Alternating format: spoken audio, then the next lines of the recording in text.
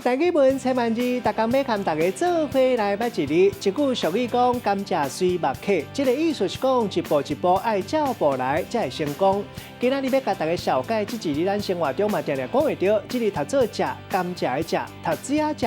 第三条，蔗就是甘蔗，是禾本科甘蔗属，一般寿命超过2冬，有2公尺悬到4公尺悬，茎是直的，一节一节是直白的，表面有白色的粉。叶仔是扁扁平平，是长线形。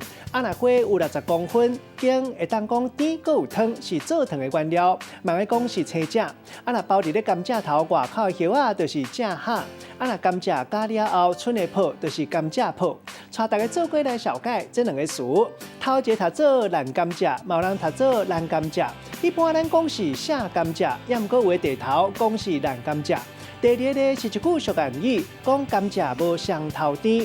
这个意思是甘蔗头甲尾2边无可能拢是甜的，意思就是一好甲一歹，无2好相排。咱用一句话来举例，甲这2个例夹做伙。